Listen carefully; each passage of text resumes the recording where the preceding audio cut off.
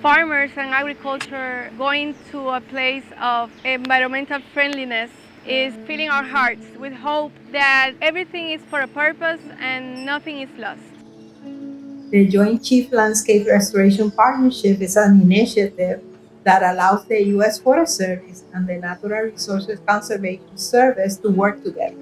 To work together to restore important landscape, either by creating management plans, implementing conservation practices, or just giving technical assistance to the private landowners.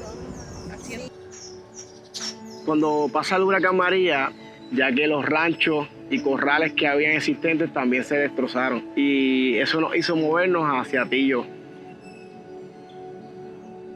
As part of the whole efforts we do, it's basically to contribute to the well-being and the productivity of the local farmers.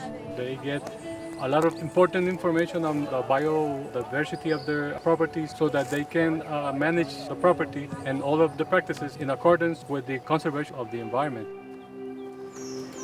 El estrés fue bien fuerte, muchos cambios, lloré mucho, muchos sentimientos. Era una finca que ya tenía creada para empezar a crear otra nueva, pero no me bastó. Estamos aquí dando la lucha, seguimos para adelante.